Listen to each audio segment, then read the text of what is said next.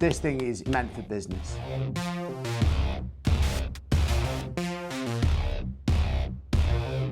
Sound, sturdy and reliable. This is the M18FID2. This has got a few interesting settings on it. First of all, what size batteries and what type of battery. We're using the M18 range. I've got the 5 amp. This is the red lithium ion. And again, like the old range, slot straight on, locks in, and you can't just pull it off without pressing the buttons to release it. This sort of impact drive is great to work in tight spaces. The body of the impact gun is quite small, but that does not affect its power. It means you get into tight spaces, it means it's easy to handle. For me, I use it basically doing a lot of woodwork, but it can also be used on bolts. On this particular model, you've got 3 little buttons here, 1, 2 and 3, and they're for different speeds. And then you've also got another light on the right-hand side, which is a setting that doesn't allow it to impact like a hammer drill. So I'm just going to show you the 3 settings. You'll hear the difference in the speed of the rotation. Number 1, that's a nice steady speed. You know, you're not going to race that screw through the timber. Number 2,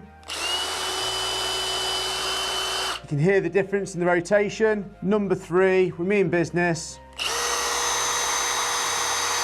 Again, that's going to push that screw in quite quickly for you. The 4th setting, we might not notice the difference. It's about the hammer. And there you go. The 4th option is a non-hammer option. Me personally, never used it. So as a trade, you just normally whack it on full revs and off you go.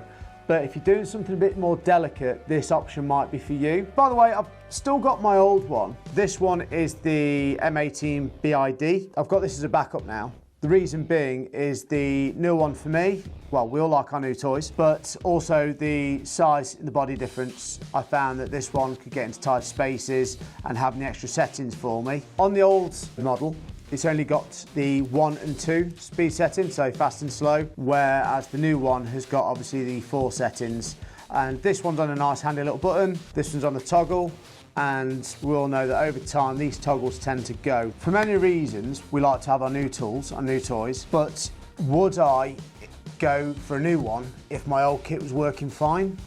No, even the old stuff is well made and reliable. I mean, this one's probably another 6 months older. Again, works fine today.